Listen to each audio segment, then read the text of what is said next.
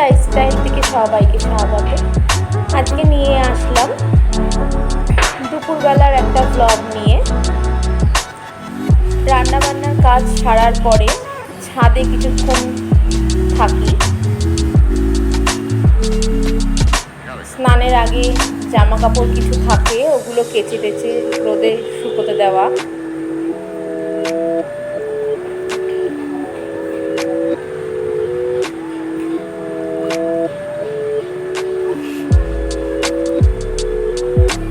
এত বৃষ্টি হচ্ছে যে সকালবেলা কেচে মেলা যাচ্ছে না। আধো আলো আধো বৃষ্টি, আধো আধো মেঘলার মধ্যেও কেচে কাছাকাছি করতেই হচ্ছে। বৃষ্টির জল আর আধো আলো পেয়ে দেখো গাছগুলো খুব সুন্দর, পাতাগুলো খুব সুন্দর হয়েছে। ছাদ ভরে মানি প্ল্যান্ট হয়েছে। এখানে একটা রেন পাইপটাকে সুন্দর দেখার জন্য এখানে একটা মানি প্ল্যান্ট গাছ লাগিয়ে দিয়েছিলাম। মানি প্ল্যান্টটাকে রেন পাইপের গায়ের সাথে লাগিয়ে রেখেছি, তাতে রেন পাইপটা দেখতেও সুন্দর লাগে।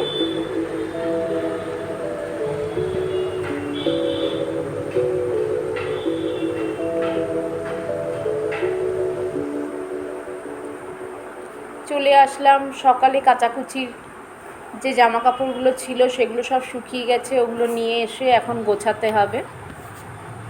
বক্স জানলার মধ্যে রোদ এসছে, বালিশগুলো একটু রোদে দিয়েছি, কারণ এই মেঘলা ওয়েদারে বালিশগুলো সব তেনা তেনা হয়ে যায়। একটু রোদে দিলে বেশ ভালো হয়, তুলোগুলোও ভালো থাকে, বালিশগুলোও বেশ সুন্দর হয়।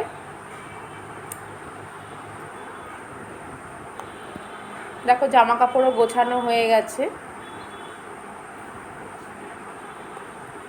যেই এক্সট্রা জামা কাপড়গুলো থাকে সেগুলো শোকেসের ভেতরে ভাঁজ করে রেখে দিই যাতে ধুলো না পড়ে, আর রোজের ব্যবহারেরটা আলনার মধ্যে থাকে।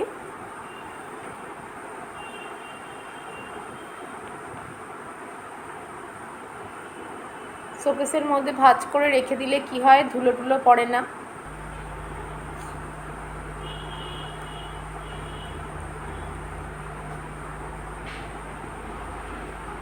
বাড়ি শুদ্ধ যেখানে যেখানে জায়গা পাই সেখানেই একটু করে মানি প্ল্যান্ট লাগিয়ে রাখি, দেখতে ভালো লাগার জন্য। মানি প্ল্যান্টগুলো দেখতেও খুব সুন্দর হয়। এবার ঘর মোছার কাজ শুরু হচ্ছে। ঘরটার মুছে এবার স্নানে যাব।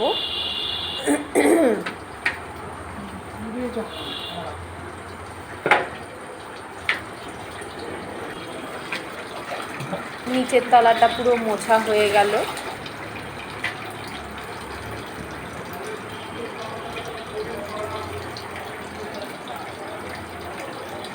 এবার যাচ্ছি দোতলায় সব মুছতে।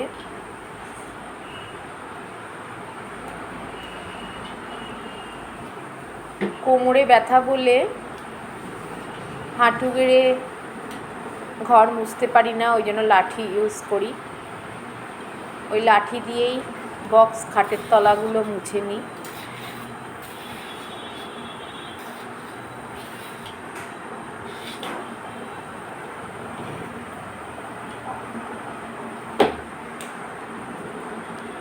এইভাবেই সারাদিন কাজ করে দিন চলে যায়।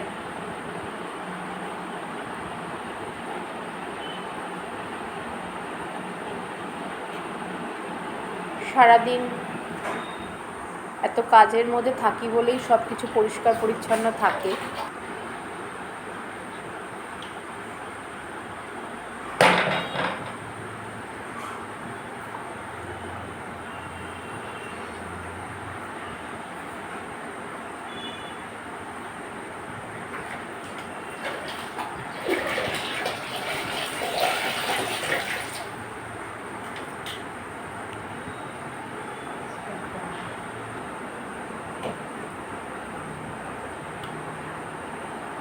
ওপরও প্রায়, দোতলার ঘরও প্রায় মোছা কমপ্লিট।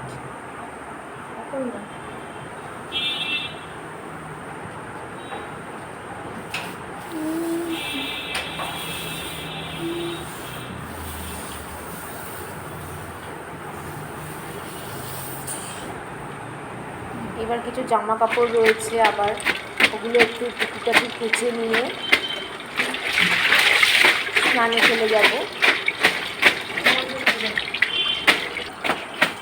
ওয়াশিং মেশিন আছে, তা সত্ত্বেও ওই একটা দুটো জামা কাপড়ের জন্য ওয়াশিং মেশিন চালাতে ইচ্ছে করে না, হাতেই কেচে নিই। নিচের একটা ঘর বাকি ছিল, ওটাও মুছে নিলাম।